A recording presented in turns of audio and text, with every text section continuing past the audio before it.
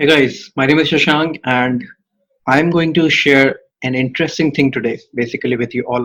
अगर आपको international targeting करनी है सर्च इंजन ऑप्टिमाइजेशन के थ्रू, एसईओ के थ्रू, तो क्या स्टेप्स होने चाहिए? लेकिन मैं आपको रिकमेंड करूंगा कि आप यूएस के अलावा और भी ऐसी कंट्रीज में टारगेट कर सकते हैं जो टियर 1 कंट्रीज होती हैं जहाँ की सीपीसी भी अच्छी होती है और प्रॉफिटेबिलिटी भी बेटर होती है अगर आप एडसेंस के थ्रू मोनेटाइज कर रहे हैं या और किसी भी मेथड से मोनेटाइज कर रहे हैं तो मैं आपको दिखाता हूँ कि मैं कौन से वो 4 स्टेप्स यूज करता हूँ अपनी साइट को किसी भी और कंट्री में टारगेट करने के लिए।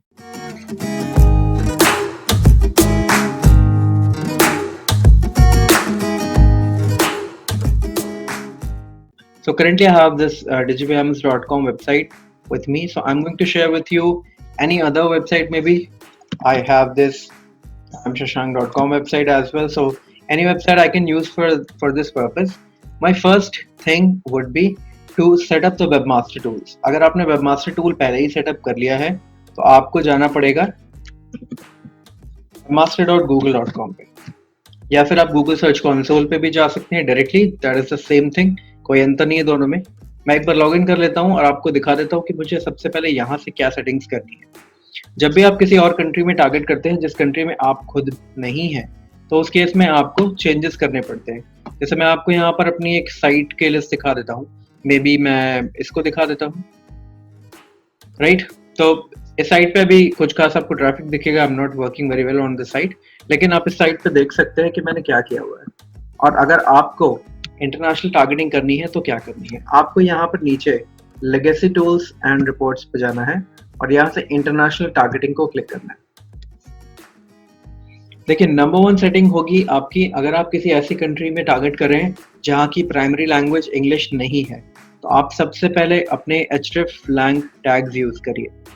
कैसे ऐड करते हैं, बहुत सिंपल है, आपको बस कुछ नहीं करना है।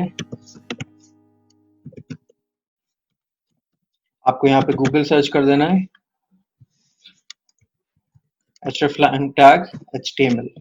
आप इसको जैसे यूज करेंगे आपको बस अपने वेबसाइट के हेडर सेक्शन में जाके ऊपर टॉप पे से यूज करना है और वहां से आप इसको यूज कर सकते हैं। यहाँ पर आपको बहुत जगह पे मिल जाएगा, आप शायद SEMrush का ये ब्लॉग भी पढ़ सकते हैं, इससे भी आपको पता चल जाएगा hreflang टैग क्या होता है। hreflang tag basically language input करने के लिए होता है, जो कि गूगल को समझाता है कि आपकी साइट किस लैंग्वेज में है। तो अगर आप किसी दूसरी लैंग्वेज में साइट बना रहे हैं तो आपको उस लैंग्वेज के बारे में hreflang टैग में मेंशन करना पड़ेगा। उनके कुछ स्पेसिफिक कोड्स होते हैं, जैसे इंग्लिश का EN होता है, हिंदी का HI होता है। इस तरह से आपको मल्टीपल कोड्स मिलेंगे अलग अलग लैंग्वेजेस के लिए। एक बार में एक वेबसाइट पे एक ही लैंग्वेज यूज करिए। अगर मल्टीपल यूज कर रहे हैं तो कोशिश करिए आप उनकी सब डायरेक्टरीज बनाइए। सब डायरेक्टरीज में फायदा ये होता है कि जब भी आप गूगल सर्च कंसोल पे आते हैं तो आप यहाँ से ऑटोमेटिकली अलग अलग सब डायरेक्टरीज को अलग अलग कंट्रीज में टारगेट कर सकते हैं। जैसे अगर मैं आपको एग्जाम्पल देना चाहूँ तो यहाँ पे lenovo.com वेबसाइट है। अगर आप इसको एंटर करके ओपन करेंगे तो आपको दिखेगा ये अपने आप ही आपको इंडिया में इंग्लिश लैंग्वेज के मॉड्यूल में स्विच कर रही है। आपकी जियो टारगेटिंग जो हो रही है वो इंडिया के हिसाब से हो रही है, क्योंकि जो मेरा करंट आईपी एड्रेस है वो इंडियन आईपी एड्रेस है और मैं इंग्लिश लैंग्वेज भी देख सकता हूँ साइट। इस वजह से इसको यहाँ पर चेंज करके automatically by default Jio targeting के बेसिस पे लेनोवो ने चेंज कर दिया है। सब डायरेक्टरीज का मतलब होता है /in which is a folder inside the /en English. So this is basically the सब डायरेक्टरीज। अगर मैं बात करूं यहाँ पर एक सब डोमेन का, तो सब डोमेन होता है जैसे in.lenovo.com. So in would be my subdomain. However, this is not a right way of doing it. Reason is Google पे अगर आप एक सब डोमेन बनाते हैं तो सब डोमेन को एक अलग वेबसाइट की तरह काउंट किया जाता है। उस केस में आपको आपके एसईओ की वैल्यू नहीं मिलेगी जो आपने पहले ही आपके मेन डोमेन पे कर लिया होगा और अल्टीमेटली आपको यहाँ से डबल मेहनत करनी पड़ जाएगी। इसको अवॉइड करने के लिए आप सब डायरेक्टरीज बना सकते हैं और सर्च कंसोल में ऑप्शन होता है, जब आप यहाँ से कोई भी एक नई प्रॉपर्टी ऐड करेंगे तो आपको वहां पे ऑप्शन आएगा और उस प्रॉपर्टी के अंडर में आप बड़े ही आराम से जाकर और अपडेट कर सकते हैं अलग अलग कंट्रीज, अलग अलग लोकेशंस के लिए या अलग अलग सब डायरेक्टरीज के लिए। तो आपको आसानी हो जाती है एक ही वेबसाइट पे मल्टीपल कंट्रीज को टारगेट करने के लिए। मेक श्योर आप hreflang टैग जरूर यूज करें, बिना उसके आप बिल्कुल भी साइट को अपडेट मत करिएगा अगर आप इंग्लिश के अलावा और किसी भी लैंग्वेज में अपनी साइट को बनाना चाहते हैं। ठीक है, इसके अलावा आप क्या कर सकते हैं, लेनोवो के अलावा यहाँ पे मैं आपको और भी दिखा देता हूँ। hreflang टैग यहाँ से यूज होगा, जैसे आपके साइट पे अपडेट होगा ये कुछ टाइम बाद यहाँ पर आपको दिखने लगेगा। कुछ टाइम, 1 दिन या 4-5 दिन भी हो सकते हैं, क्योंकि यहाँ पर सर्च कंसोल में बहुत जल्दी क्रॉलर्स अपडेट कभी-कभी नहीं कर पाते हैं, तो थोड़ा वक्त लग सकता है आपको यहाँ पर देखने में, right. Apart from that, country पे आप जाइएगा। This is the second step जो आपको करना है। यहाँ पे कंट्री में आप जैसे ही जाएंगे तो आपको यहाँ पे टारगेट यूजर्स इन इंडिया आ रहा है। मैंने यहाँ पे चेंज किया हुआ है। अगर आप इसको चेंज नहीं करेंगे तो by default all over world में टारगेट कर रहा होगा, जो कि सही नहीं है, क्योंकि बहुत सारे ऐसे कीवर्ड्स होते हैं जो कीवर्ड से स्पेसिफिक लोकेशंस में ही पॉपुलर होते हैं, बाहर किसी और कंट्री में पॉपुलर नहीं मिलेंगे आपको। उस केस में आपको यहाँ पे टारगेटिंग में प्रॉब्लम होगा। तो आई वुड रिकमेंड कि आप एक बार में किसी एक कंट्री को ही टारगेट करें, एक पर्टिकुलर डोमेन या स्पेसिफिक आपका जो सब डायरेक्टरीज होती हैं उसके थ्रू। तो यहाँ से आप इंडिया के अलावा कोई भी कंट्री चेंज कर सकते हैं जिसमें भी आप टारगेट करना चाहते हैं। यहाँ से आप इसको चेंज करने के बाद सेव कर दीजिए। That's all you have to do. Save करने के लिए कुछ भी नहीं करना है, बस इसको चेंज करिए और छोड़ दीजिए। अपने आप आपको एक ईमेल आ जाएगा आपके रजिस्टर्ड ईमेल आईडी पे कि आपकी कंट्री के लिए चेंज रिक्वेस्ट डाली गई है। It will take some time और ये अपडेट हो जाएगा आपके लिए। तीसरी चीज होती है, आपको अपने कीवर्ड्स ढूंढने होते हैं उस कंट्री के हिसाब से। कीवर्ड्स आप कैसे सर्च करेंगे? बहुत ही सिंपल तरीका है। अगर मैं यहाँ से जाता हूँ, फ्री टूल पे चले जाते हैं हम अपना, ubersuggest.com पे नील पटेल का जो है, आप डायरेक्टली यहाँ भी जा सकते हैं। और भी बहुत सारे फ्री टूल्स हैं, आप किसी को भी यूज कर सकते हैं। यहाँ पर आपको दिखाता हूँ मैं। जैसे मान लीजिए मैंने यहाँ पर सिंपली सर्च किया डिजिटल मार्केटिंग,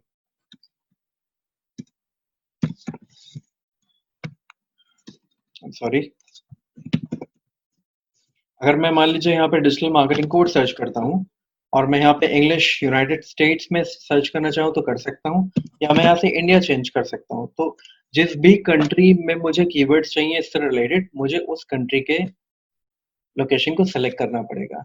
आपको ये चीज करनी बहुत जरूरी है अगर आप किसी स्पेसिफिक कंट्री में टारगेट कर रहे हैं तो।